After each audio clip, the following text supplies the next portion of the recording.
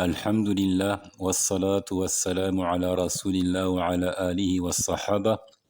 Nous poursuivons le commentaire des annulatifs de l'islam, Nawaqidul Islam, et nous sommes arrivés au 9e des 10 annulatifs évoqués par le cheikh, l'auteur Mohammed ibn Abdel Wahhab.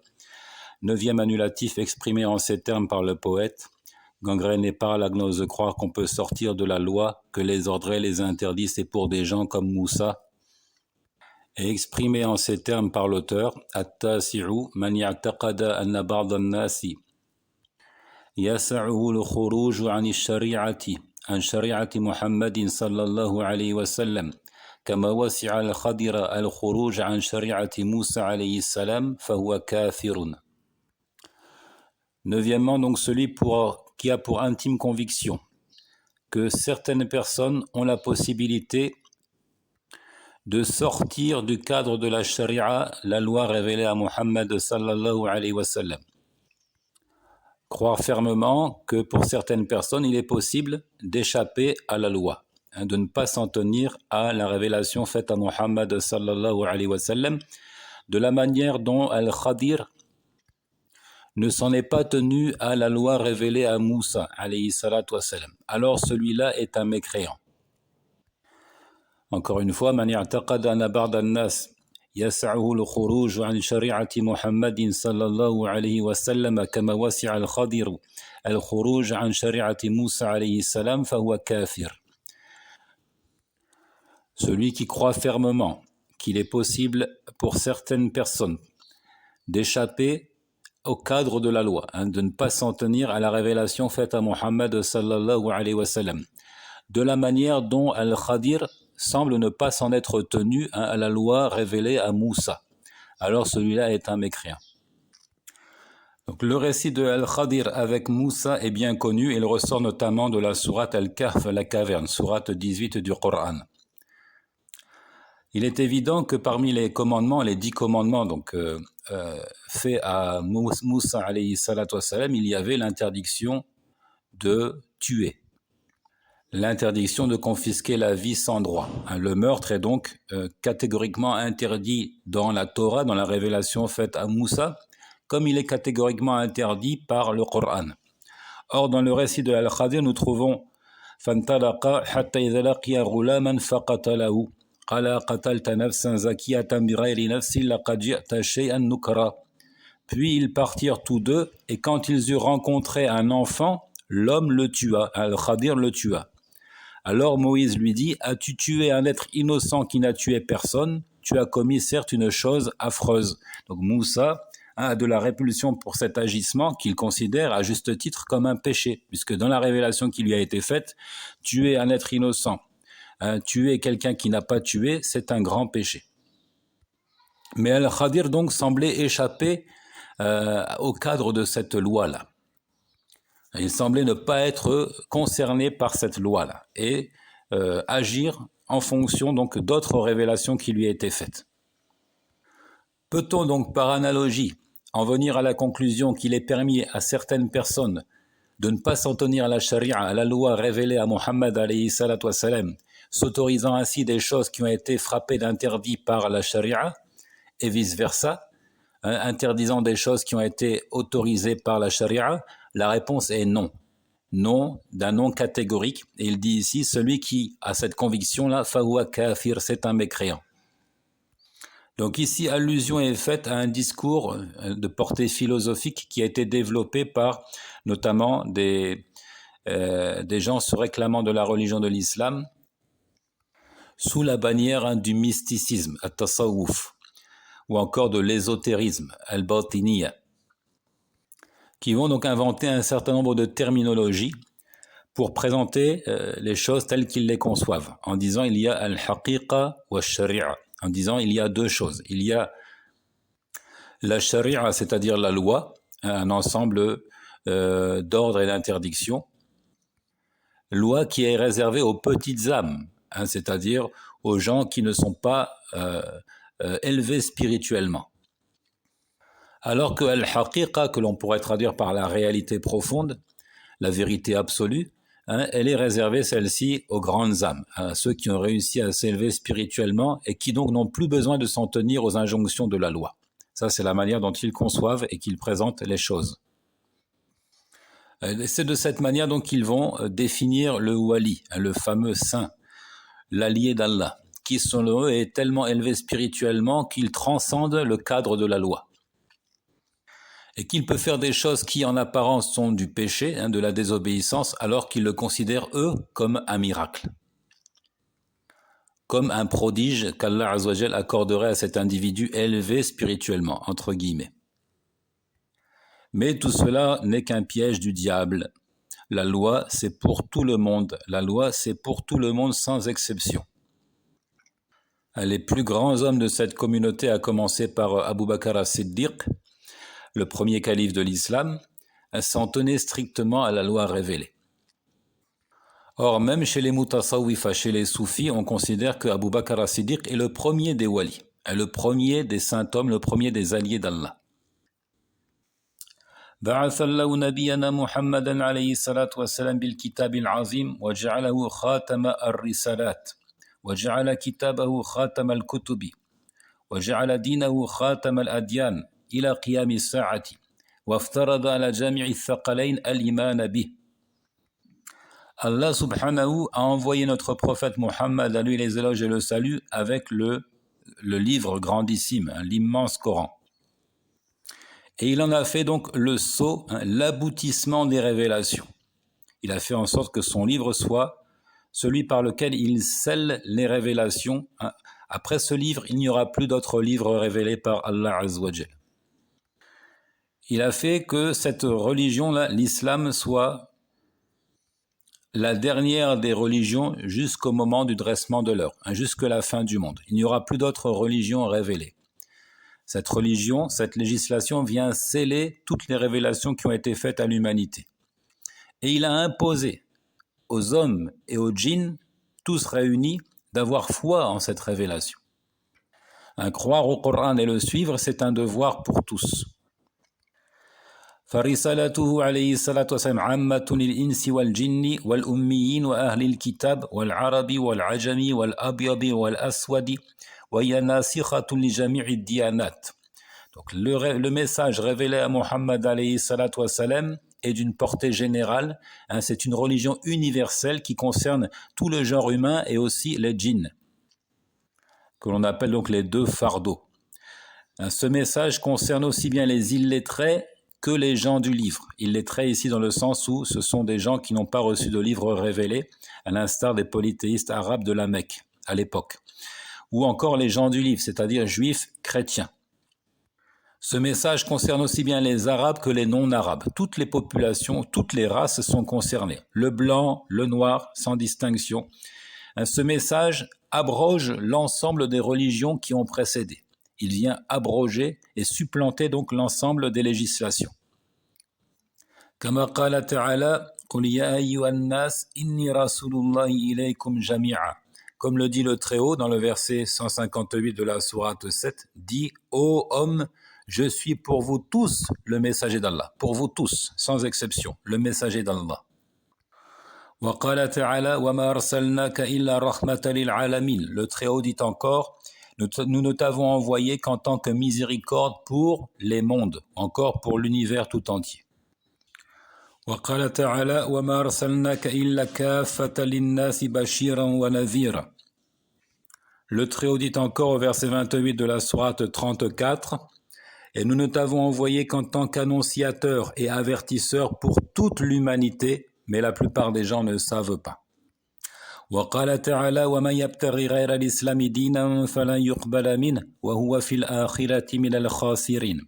Le Très-Haut dit encore « Et celui qui recherche une religion autre que la soumission, l'islam, on n'acceptera pas de lui, il sera dans l'au-delà parmi les perdants. » وقال تعالى وأن هذا صراطي مستقيما فاتبعوه ولا تتبعوا السبل فتفرق بكم عن سبيله. Et le Très-Haut dit encore « Et voici ma voie dans toute sa rectitude, suivez-la donc, et ne suivez pas les sentiers qui vous écarteraient de sa voie. » وعن جابر بن عبد الله رضي الله عنه قال قال رسول الله صلى الله عليه وسلم أعطيت خمسا لم يعطهن أحد من الأنبياء قبلي نصرت بالرعب مسيرة شهر وجعلت لي الأرض مسجدا وطهورا وأيما رجل من أمتي أدركته الصلاة فليصلي وأحلت لي الغنائم وكان النبي يبعث إلى قومه خاصة وبعثت إلى الناس كافة وأعطيت الشفاعة متفق عليه وهذا لفظ البخاري. D'après Jabir ibn Abdillah, qu'Allah soit satisfait de lui, le messager d'Allah, lui les éloges et le salut, a dit. Donc ce récit-là, il est rapporté par Al-Bukhari et Muslim, et les termes que nous citons ici sont ceux de l'imam Al-Bukhari. 5 choses m'ont été données, qui n'avaient pas été données à aucun prophète avant moi, qui n'avaient été accordées à aucun prophète avant moi. Donc des spécificités, des choses qu'on a spécifiquement données et attribuées au prophète Mohammed alayhi salatu wassalam. Des choses par lesquelles il se distingue sur le restant des prophètes et des messagers. J'ai été secouru par la frayeur à une distance d'1 mois de marche, c'est-à-dire la frayeur, la terreur qu'Allah met dans le cœur de ses ennemis à une distance d'1 mois de marche. La terre a été désignée pour moi en tant que lieu de prière et moyen de purification. La terre est pour moi un lieu de prière et un moyen de purification, à travers ce qu'on appelle la tayammum, la purification, l'ablution sèche, pardon. Mais aussi masjid, un lieu sur lequel on peut effectivement accomplir la prière. C'est pour ça qu'il ajoute « Si l'heure de la prière se présente à un homme de ma communauté, qu'il prie donc, c'est-à-dire où qu'il soit, quelles que soient les circonstances, même s'il est en voyage, même s'il est loin de la mosquée, si l'heure de la prière se présente, il doit prier et il peut le faire parce que la terre est tout entière un lieu de prière et de prosternation. » Avec quelques exceptions, et quelques précisions qui sont citées, mentionnées dans les livres de la jurisprudence. Par exemple, on ne prie pas dans un lieu impur. Ou bien on ne prie pas dans les cimetières. Ça, ce sont des exceptions à la règle. Les butins de guerre m'ont été autorisés, m'ont été rendus licites. Je peux utiliser donc à bon escient ce qui est confisqué à l'ennemi pendant les batailles, ce qu'on appelle al-ghanaim, le butin de guerre. Et, ici c'est le passage qui nous intéresse plus que tout, un prophète était envoyé à son peuple en particulier et j'ai été envoyé à tous les gens, c'est-à-dire à l'ensemble de l'humanité. Et enfin, on m'a accordé l'intercession, on m'a accordé d'intercéder, c'est-à-dire au jour de la résurrection, le prophète alayhi salatu wassalam aura une intercession qui lui est propre. Donc le passage témoin dans ce récit, c'est وَكَانَ النَّبِيُّ يُبْعَثُ إِلَى قَوْمِهِ خَاصَّةً وَبُعِثْتُ إِلَى النَّاسِ كَافَّةً. Un prophète était envoyé à son peuple en particulier et j'ai été envoyé aux gens dans leur ensemble, c'est-à-dire à toute l'humanité. Donc le fait de présenter le christianisme comme une religion universelle, c'est déjà un mensonge. Une falsification de la religion du Messie à lui la paix. Le Messie n'a pas été envoyé à toute l'humanité, il a été envoyé aux brebis perdues de la maison d'Israël, pour reprendre les termes de la Bible. Donc, c'était déjà une imposture que de présenter le christianisme comme une religion universelle, à laquelle pouvait adhérer tout le monde, africain, asiatique et autres. وعند مسلم كان كل نبي يبعث إلى قومه خاصة وبعثت إلى كل أحمر وأسود. Chez l'imam Muslim, nous trouvons les termes suivants. Tout prophète était envoyé à son peuple en particulier et j'ai été envoyé à tous, le rouge comme le noir. C'est allusion ici aux différentes races. Même en français, on dit la peau rouge, c'est-à-dire l'Indien, et le noir, etc., le blanc, etc.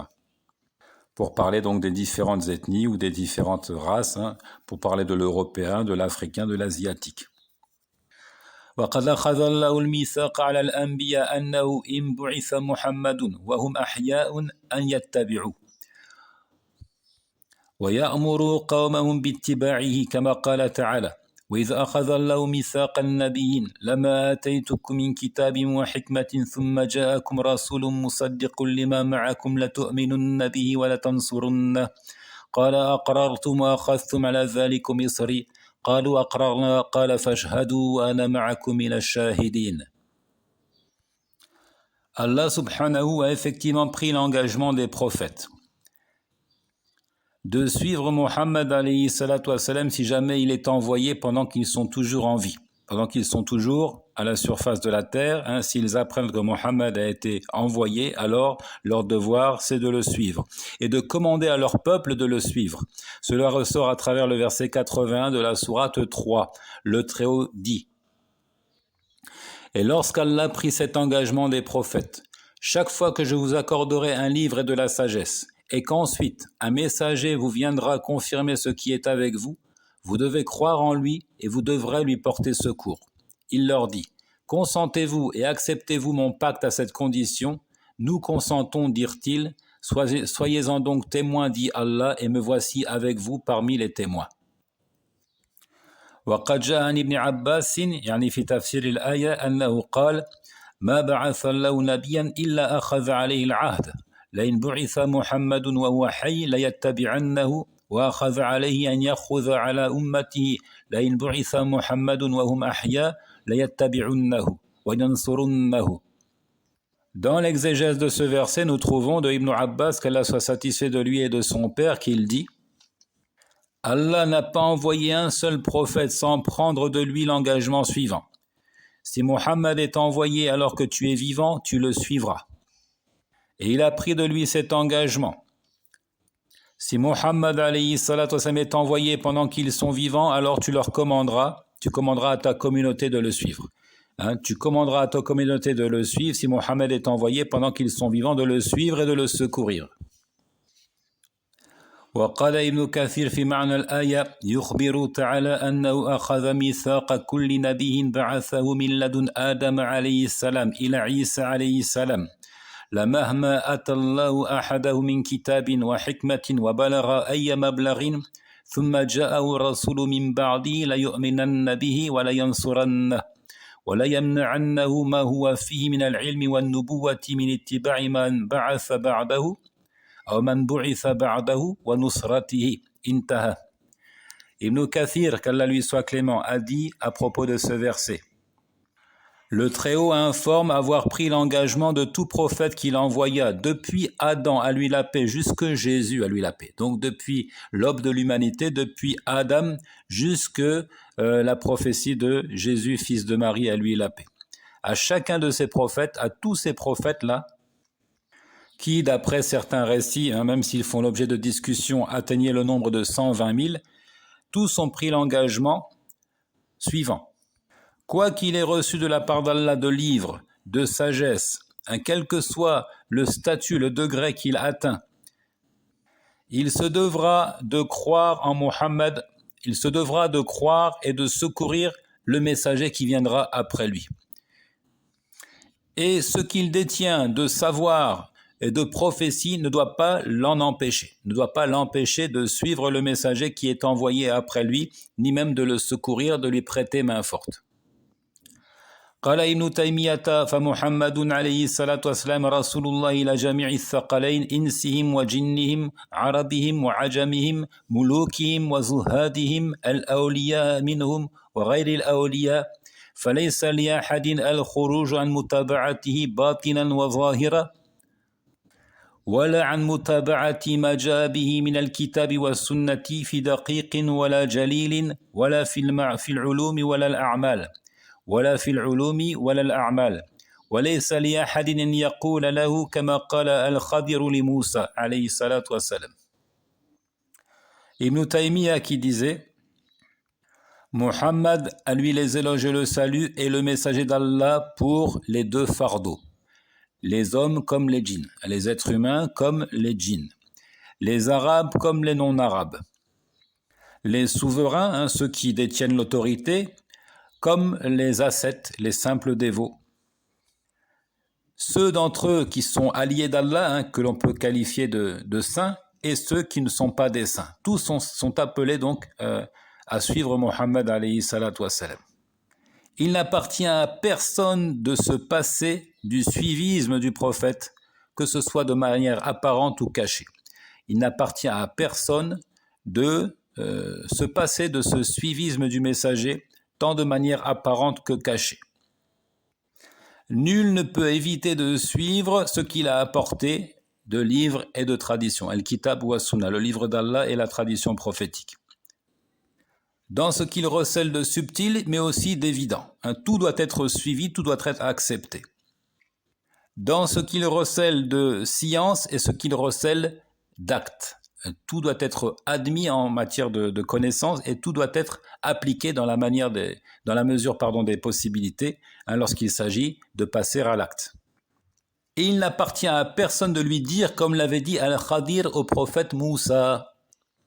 Il n'appartient à personne c'est-à-dire de refuser de suivre la charia, la loi révélée à Mohammed, sous prétexte de recevoir des révélations, comme l'avait effectivement fait Al-Khadir à juste titre, parce que selon l'avis le plus convaincant, le plus prépondérant, Al-Khadir était lui aussi un prophète, comme il l'avait dit à Moussa. Il avait sa propre législation et Moussa avait sa propre législation. Mais ce n'est pas le cas après Moussa, ce n'est pas le cas, et tout le monde a le devoir de suivre la révélation faite à Mohammed alayhi salatu wassalam, c'est-à-dire Al-Qur'an wa Sunna, le Coran et la tradition prophétique. فمن اعتقد أنه بوسع أحد أن يتقرب إلى الله بدين غير ما جاء به محمد صلى الله عليه وسلم فهو من الكافرين الخاسرين الخالدين في جهنم وبئس المصير. Celui qui adopte pour conviction, pour croyance, qu'un homme a la possibilité de chercher à se rapprocher d'Allah, de chercher à gagner sa satisfaction et son agrément au moyen d'une autre religion que celle apportée par Muhammad alayhi salatu wassalam, alors celui-là est parmi les mécréants, parmi les grands perdants, parmi ceux qui éterniseront dans la Guéhenne, et quelle mauvaise destination. ومن يعتقد أنه يجوز التدين بدين النصرانية أو اليهودية لأنها أديان سماوية وطرق موصلة إلى الله تعالى فقد كفر كما سبق بيان ذلك في الناقض الثالث. Celui qui a pour croyance qu'il est permis, qu'il est autorisé de s'attacher au christianisme ou au judaïsme, en considérant que ce sont des religions célestes, d'origine céleste, que ce sont des voies qui conduisent également vers Allah, alors celui-là est un mécréant, comme nous l'avons développé, détaillé, en parlant du troisième des annulatifs de l'islam. Douter de la mécréance de ceux-là qui ont renié la foi, ne pas leur lancer l'anathème ou accréditer leur voie. Croire que le judaïsme, que le christianisme sont des religions légitimes qui peuvent conduire au paradis, cela fait sortir de l'islam. ومن يعتقد أنه يمكن الاستغناء عن متابعة النبي صلى الله عليه وسلم لخواص الناس الذين بلغوا مرتبة من اليقين تسقط عنهم التكاليف الشرعية كما يعتقده غلاة المتصوفة الباطنية حيث يرون أن الإنسان يمكنه أن يصل إلى درجة من العلم والمعرفة تسقط عنه التكاليف الشرعية مستدلين بقوله تعالى واعبد ربك حتى يأتيك اليقين وقالوا اليقين مرحلة من العلم والمعرفة متى وصلها الإنسان سقطت عنه العبادات مستدلين أيضا بقصة الخضر مع موسى في سورة الكهف فمن اعتقد ذلك فقد كفر بما أنزل على محمد صلى الله عليه وسلم. Celui qui croit que l'on peut se passer du suivisme du prophète alayhi salatu wassalam, qu'il est permis à certaines personnes, en particulier à une élite, de ne plus suivre le prophète alayhi salatu wassalam parce qu'ils auraient soi-disant atteint un degré élevé de certitude, et une certitude telle qu'ils peuvent se passer des injonctions de la loi, alors celui-là mécroit en ce qui a été révélé à Mohammed.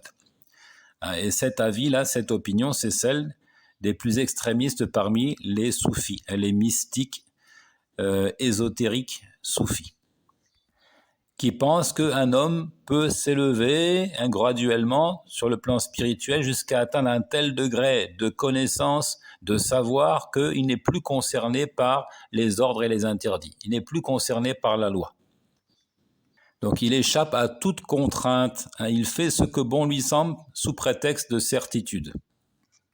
Et souvent donc cette opinion-là va de pair avec ce qu'on appelle wahdatul wujud, ou encore al-fana, ou encore al-hulul et al-ittihad. Tout ça sont des terminologies soufis. Toutes vont dans un même sens. Penser que l'individu peut finir par faire un avec le Seigneur. Et il finit par fusionner, par ne faire qu'un avec Allah Azzawajal. Ou encore Allah Azzawajal finit par s'incarner en lui, comme le croient les chrétiens à propos de Jésus. Par exemple, Allah s'est incarné en la personne du Messie. Et il s'est fait chair, comme ils disent. Donc ils ont ces mêmes convictions-là, ces mêmes doctrines.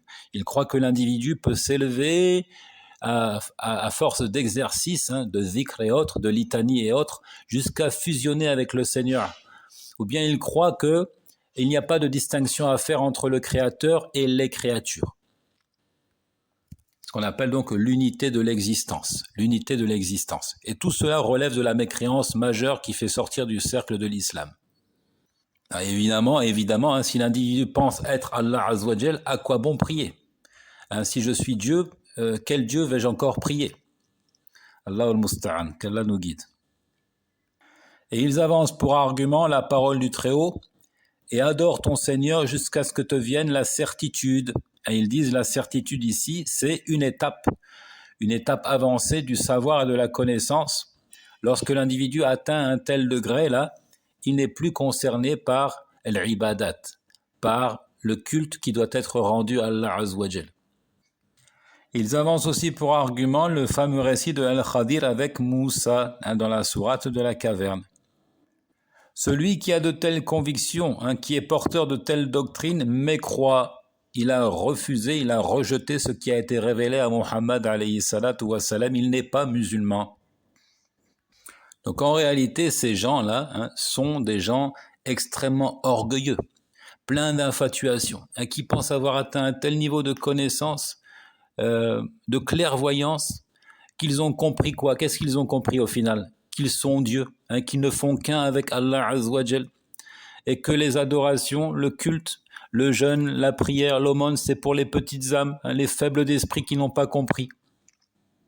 Vous voyez donc l'orgueil manifeste qui habite ces gens-là. L'orgueil qui est le premier péché par lequel Allah Azzawajal a été désobéi, le péché caractérisant Iblis, qui est voué à éterniser en enfer. ومن اعتقد أن شريعة محمد عليه الصلاة والسلام صالحة في العبادات دون المعاملات والسياسات كما هو اعتقاد من بليت بهم أمة الإسلام في آخر الأزمنة من أصحاب الفكر العلماني والليبرالي فقد كفر بما أنزل على محمد صلى الله عليه وسلم.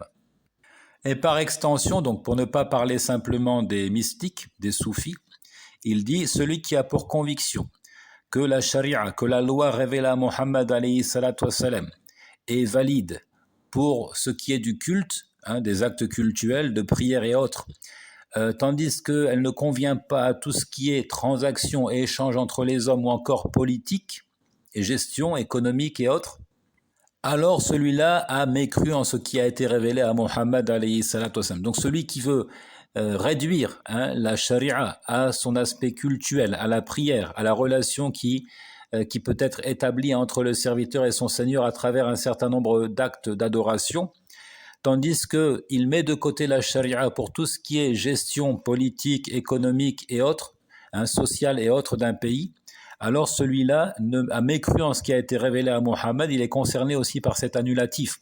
Et c'est ce qui caractérise les laïcs, les libéraux, les laïcs, qui sont une grande épreuve pour la communauté de l'islam en cette fin des temps. ولعل المصنف يقصد بهذا الناقد أصحاب الطرق الصوفية الباطنية ممن ينتسب إلى دين الإسلام وهو منهم براء لأنهم هم من يستدل بقصة الخضر على هذا المذهب الباطل.